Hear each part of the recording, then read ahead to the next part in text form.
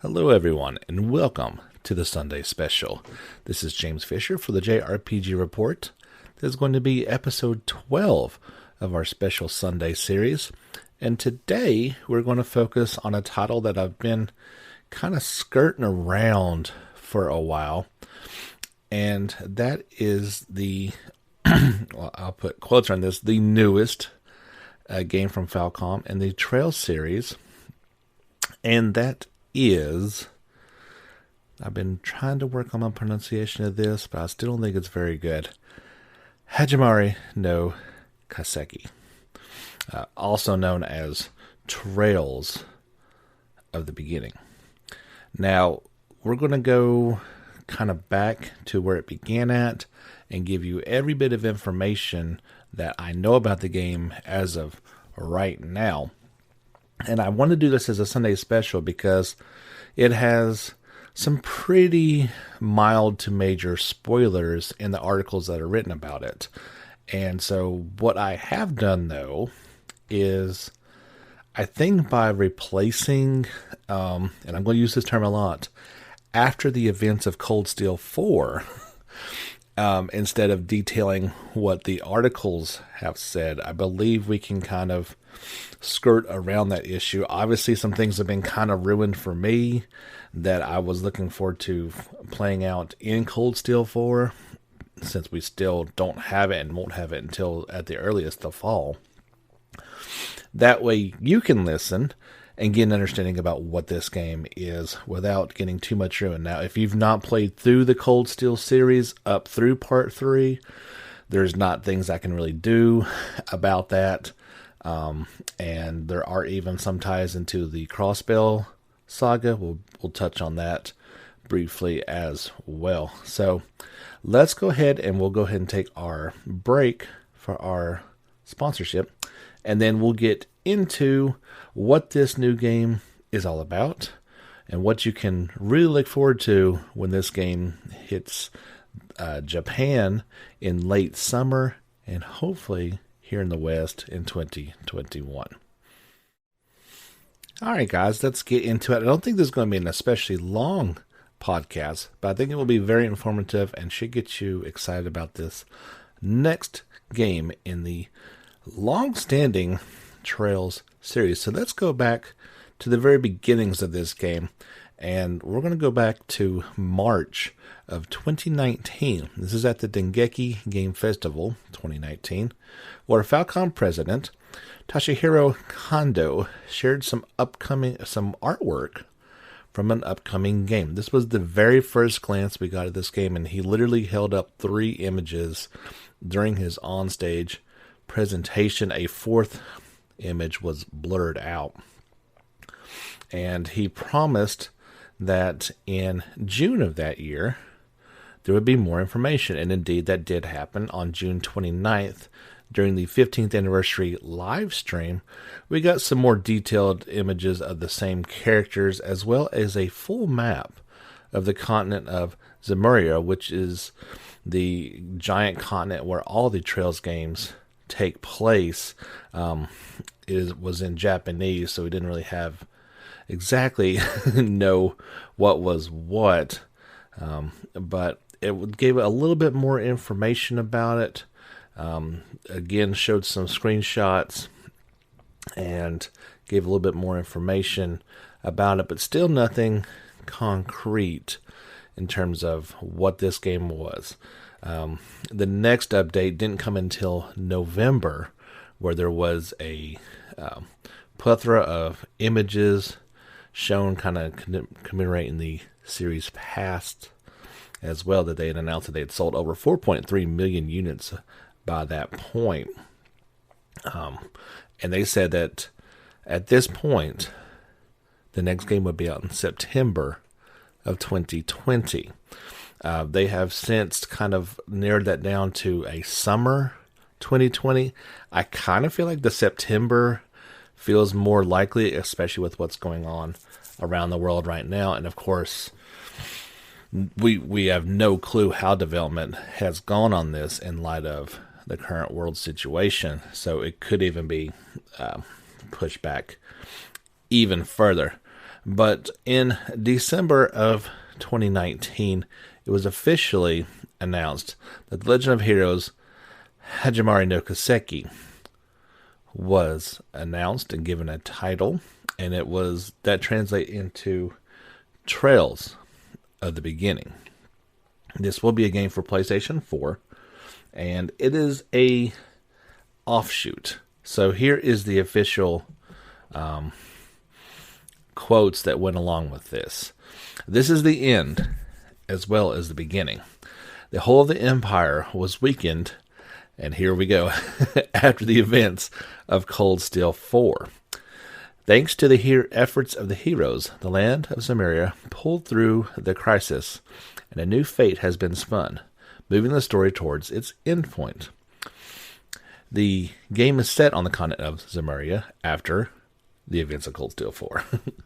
The three main characters and their actions all over the continent have caused troubled destinies to become intertwined. One is the hero, and we now can fully know that this is Reen. The image that came along with that is outside the hot springs of Ymir, up on the platform where you first access the spirit path with Valimar. The other is the Liberator, and we know that to be Lloyd Bannings, the hero of Crossbell and the star of those two games, which are subsequently getting a re-release for modern consoles on PS4, and hopefully will come to the West as well. The other is the Hermit, and that's the newest character to be revealed, a brand new character that we've not seen before, or seemingly not seen before. The Legend of Heroes Hajimari no Kiseki features plenty of new systems that utilize the strength of the Trails series, including a cross-story system that allows players to switch between three routes at will to depict stories happening in parallel from different perspectives. Over 50 playable characters will be included, including some new faces and expansive episode scenarios that delve into the backgrounds of each character. And here's another part that I don't want to read necessarily, but they do ask how the people of Crossbell feel. Their history has been troubled. If you played through Cold Steel 3, then you know that their independence was short-lived. And then some more events happen in Cold Steel 4, apparently, that will set the stage for this. Another event happens that if I read the next sentence, it would ruin Cold Steel 3 and 4 for you, so I won't even read it. And they say, what is the agenda of the Society of Ouroboros, whose Grand Master has advanced their plan even further? So obviously, and you probably could have predicted this as well, Ouroboros is still a mighty society to be dealt with, and we will certainly, I'm sure they've been a long standing theme in the Trails series, and that is no different in this one. In February of 2020, we got the details on the Crossbell story arcs. Remember, it's 3 different story arcs. They're going to be intertwined. If you have played, let me get the names for it. I want to be accurate in what these are. The Crossbell games were Zero no Gozeki and Ao no Gozeki. Again, those are the ones that are coming out west, or coming to Japan here shortly, and hopefully to the West at some point, remakes of the PSP games. So this is continuing their story. And even reading the key visual title for this one would give spoilers away. So I'm going to be very careful, because while I want to reveal information about this game, I do not want to spoil major things for you. I couldn't help it for myself, but if I should do that to others, I would feel pretty bad about that. So first they talk about the Crossbell state itself. Located between the Erebonia Empire and the Republic of Calvard, Crossbell is an autonomous state that is developed as a huge trade city. You finally get to explore that in Cold Steel 3, which was pretty cool. Although it continued to exist under the pressure of the two nations for about 70 years, in the Septimian calendar year of 1205, the empire took advantage of the chaos caused by Dietrich Croiss's Crossbow Declaration of Independence and annexed the state. Afterwards, following the events of Cold Steel 4, so afterwards, I can't even read that part.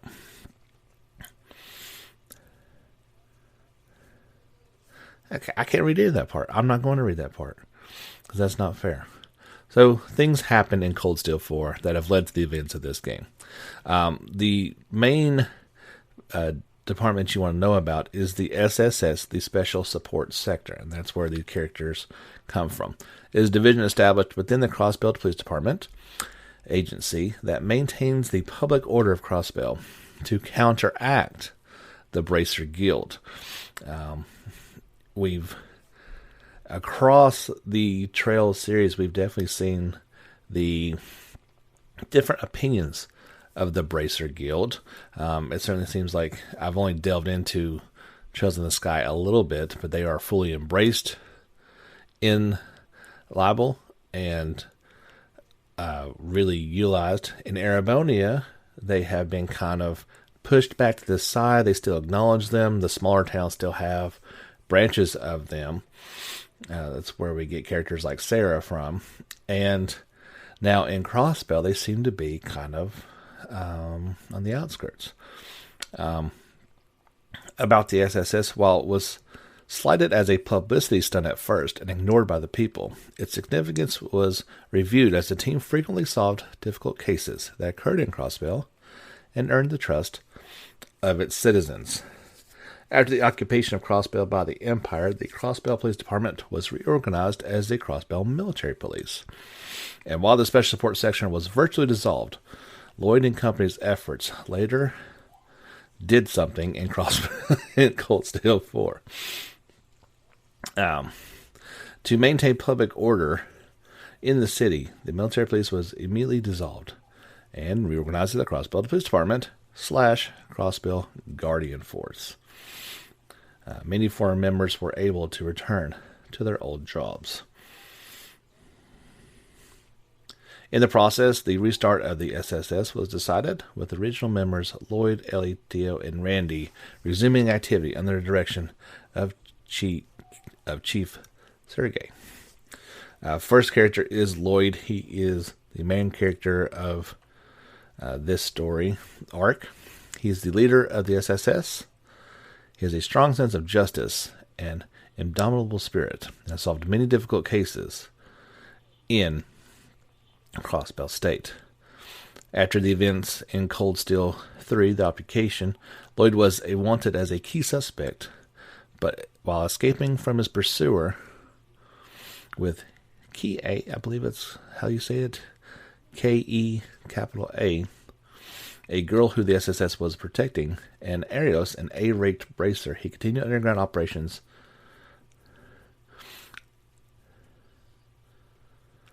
I'm reading through this to try to keep certain things out while still getting yourself the information. That's probably all I'm going to talk about. The other character is Ellie McDowell. She is the granddaughter of Crossbell Councilor Chairman Henry McDowell. A woman gifted in both beauty and brains, she supports the SSS as the assistant to the leader. Excuse me. She utilized her experience to support the SSS from when she studied abroad in her youth, an excellent political sense to seek out a path for Crossbell. She's also known by making contact with key figures in the Empire and the Rhineford Group. After the events of Cold Steel 4, she resumed her role with the SS with Lloyd and the others.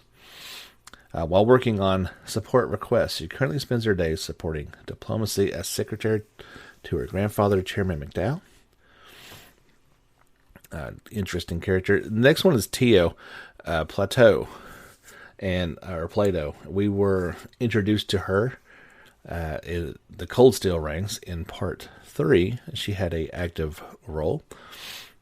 She's the chief researcher at the Crossbell branch of the Epstein Foundation. After the occupation of Crossbell by the Empire, she was under surveillance by the Imperial Army's Intelligence Division, and despite her restricted action, cooperated with Lloyd and the others behind the scenes. In that process, she made contact with the Empire Thor's military academy, both new and former Class 7 members, the neighboring country's orbital engineers, as well as became good friends with Elisa Reinford and the daughter of the Reinford group, of course, and Tina Russell, the exchange student from Libel at the Thor Branch military campus. After resuming her SSS support activity, she returns as one of the original members. Furthermore, as the chief researcher operating for both the ZCF and the Reinford group, she's also walking the path of an orbital researcher. Next is Randy Orlando. He, of course, was an instructor at the branch campus during Cold Steel 3, and he was an original member of the SSS. He's a reliable senior member of Crossbell Police Department's SSS, and he once belonged to the Red Constellation Jaeger group. You kind of hear about that a little bit in Cold Steel 3. After the occupation of Crossbell by the Empire, he was separated from his comrades by the strategy of the Crossbell's first Governor General, Rufus Albrea, and worked as an instructor at the branch campus. Through that, he gained experience as an instructor in the Empire and shared strong bonds with many people, including the members of Class 7, Old and New. After the events of Cold Steel 4, his tenure as instructor ended, and he decided to return to his home country. While he was somewhat reluctant to leave his post at the branch campus, where he trained the next generation of soldiers, he decided to resume his role. Now, this is somebody we can speak about freely, as she's a new character, Noelle Seeker. She's a female member who specializes in heavy weapons use and vehicle driving skills, regarded as the next ace of the Crossbell Guardian Force. She joined in on the activities of the SSS for a period of time as a lone member and resolved many difficult cases with Lloyd and the others. During the occupation of Crossbell by the Empire, she worked in secret to engage in resistance activity with volunteers in the Guardian Force and supported Lloyd and company behind the scenes through gathering intelligence on the military and such. After the events of Cold Steel 4, she returned to the reorganized Guardian Force and was promoted from Sergeant Major to Second Lieutenant. She is under the duty of Commander Sonia. There's also a new character I'm not familiar with. His name is Wazy Hemisphere, I guess is how you say it. Wazy. Mysterious young man whose androgynous look attracts public attention. A knight who belongs to the Gauss Ritter, he bears the name Blue Testament as the Ninth Dominion.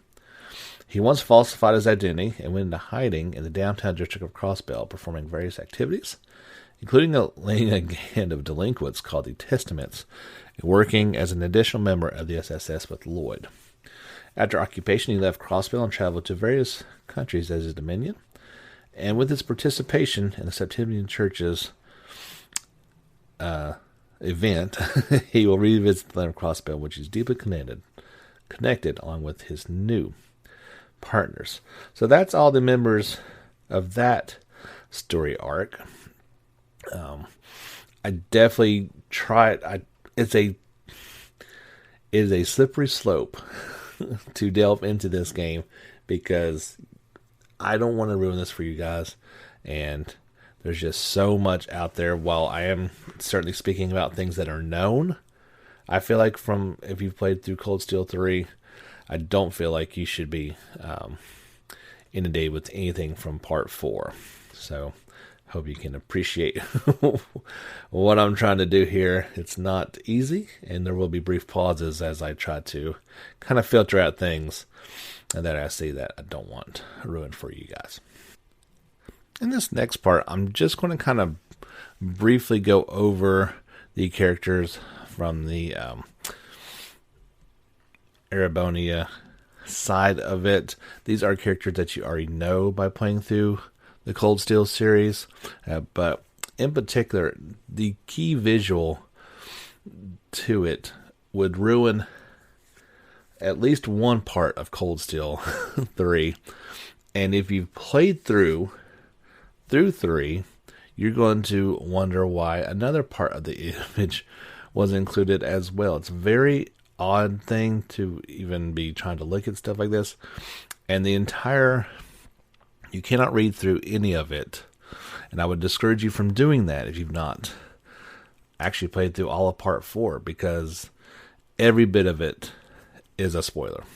The characters that we know are going to be in here is from all of Cold Steel Parts 1 through 3. You've got all of new Class 7 as well as the old Class 7. And yeah, you just don't do any of it. And I'm not going to read any of those characters to you, because in their descriptions alone, it will quite ruin your your playthrough of it. Just know that arc will have all the characters you've come to grow and know and love from parts 1 through 4 even.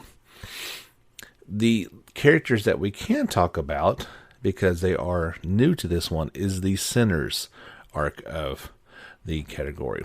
This is going to be a little bit confusing in the initial part, because the main character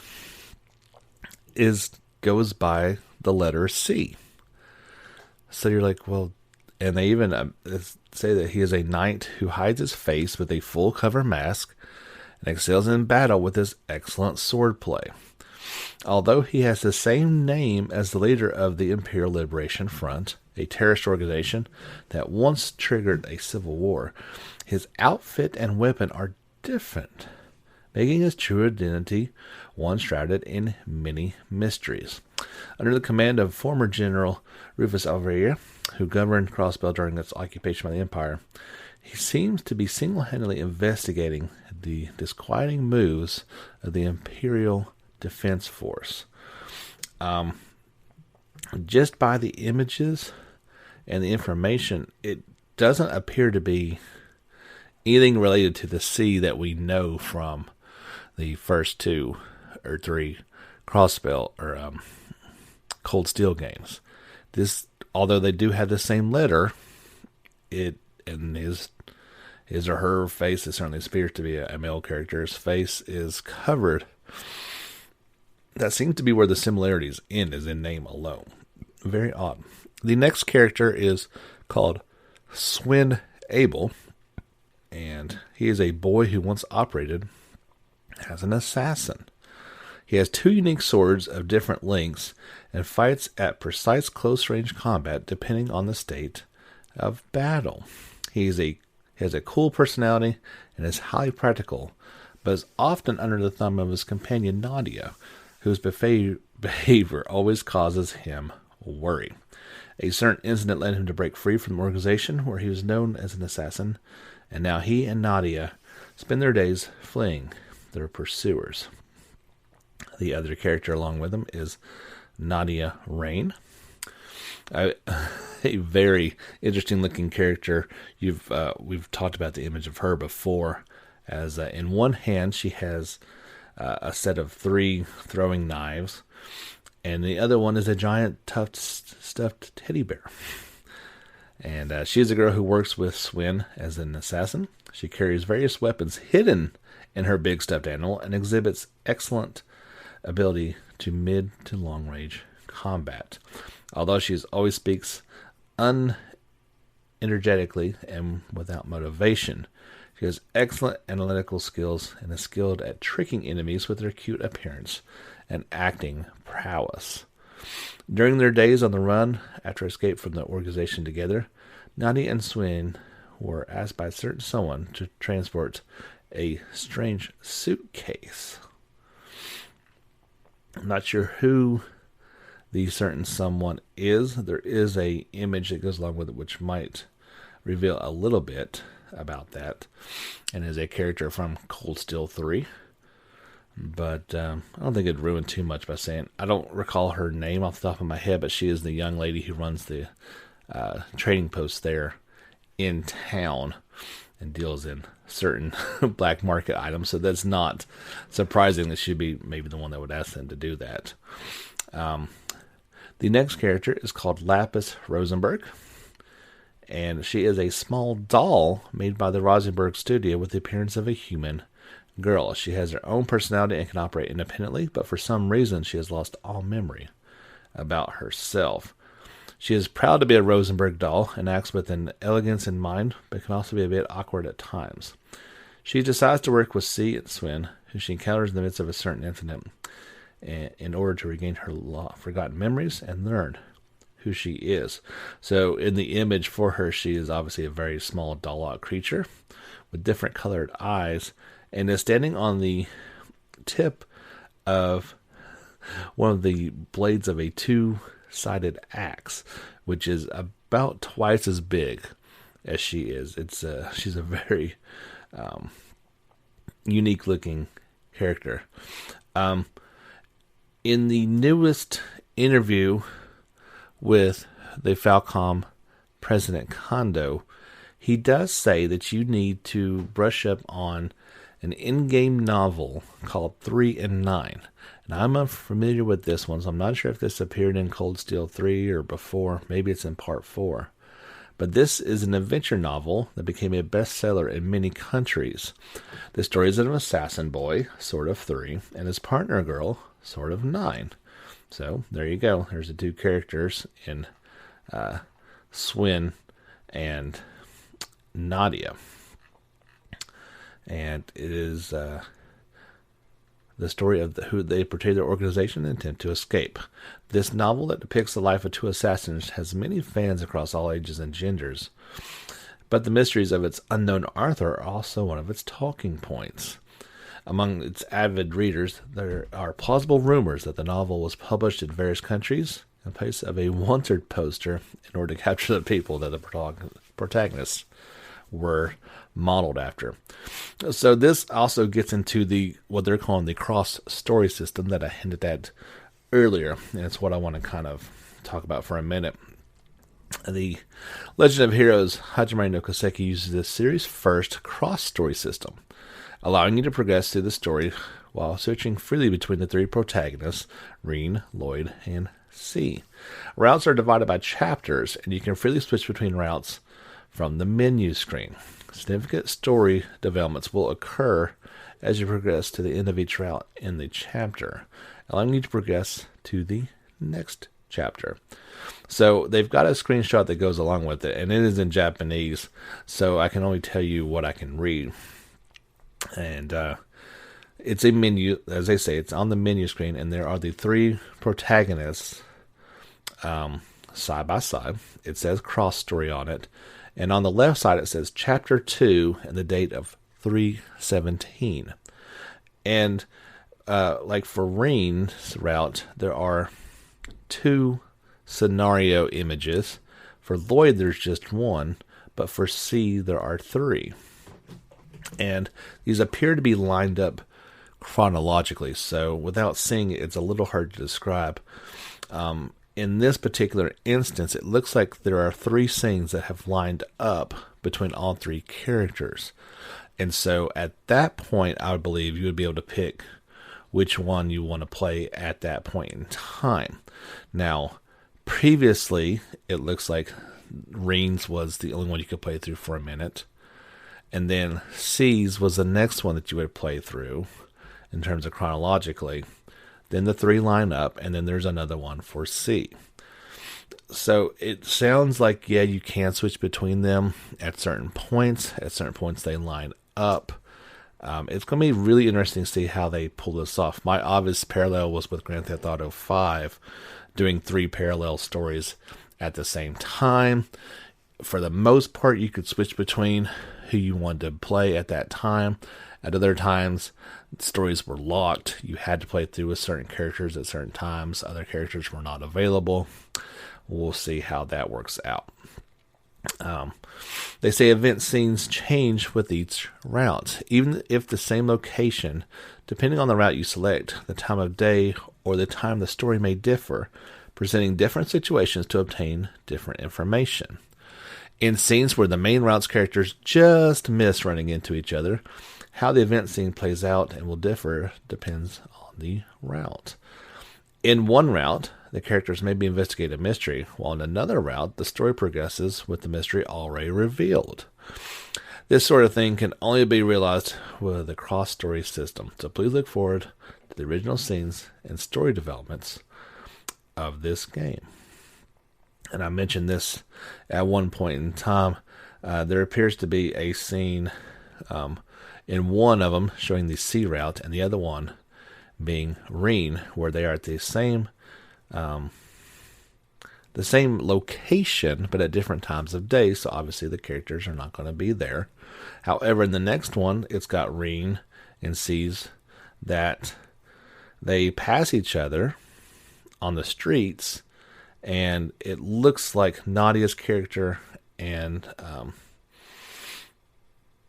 I've completely drawn a blank on her name.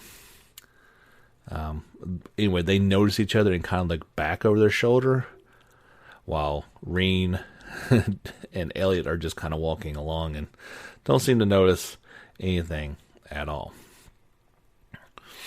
In each route, a countless number of reliable companions will appear to help out the protagonist, including, in Lloyd's route, the return of the character Ricia Mao. And even in Lloyd's route, it has the young waitress at one of the inns in it as well. So that would be cool to have different characters pop up and be able to be playable with you. If you remember at the end of Cold Steel 2, Reen faced off... or you face off against Reen as Lloyd and Rixia. So they've got the voice talents for many of the characters. They are saying there's going to be over 50 playable characters, and you have to, wonder if, let's say the first, okay, here's what I am actually envisioning the story also being a part of. If you recall, if you've played Dragon Quest IV, there are 5 chapters to the game.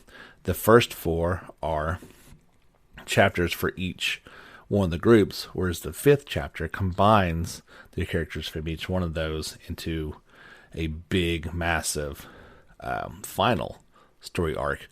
I wonder if maybe they're doing something with that here, to where you've got your 3 different paths that you follow along, and then at the end, you all get together and can then choose from this massive pool of characters. That would be, they say there's 50 playable characters, but I don't imagine that's at one time. If that is the case at the end, oh Lord help, how you would even come to grips with that.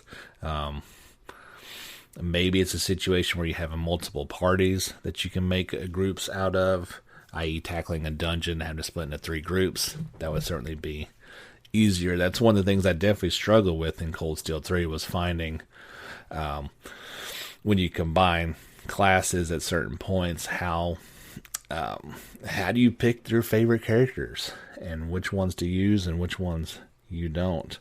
And that is one aspect of JRPGs I've always, the struggle is, on one hand, I kind of like small parties that I don't have to make major decisions on. And on the other hand, I love making who my favorite party would be. Because there's always somebody that misses the cut, right?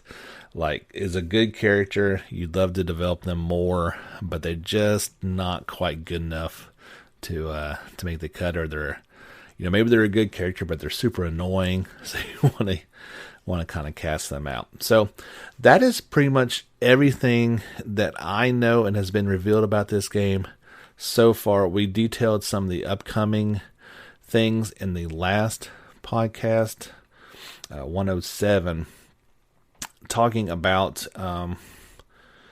the future for Falcom in general, but those were all things that we've kind of talked about already. I'm very much looking forward to this game, and like I said, I tiptoed around a lot of things for you guys that you would definitely, if you read up on this game, you would find out, and I didn't want to do that to you guys.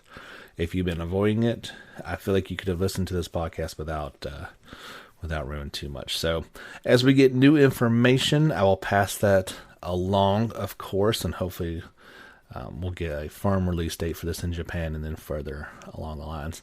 I'm a huge fan of the Legend of Heroes series. You guys know that well and true, so you know I'm looking forward to that one. I hope you enjoyed this Sunday special number 12. Not sure what we're going to do next week, but look forward. We'll have something fun to talk about nonetheless. This has been James Fisher for the JRPG Report. Thank you so much for listening. Don't forget, get back out there and level up.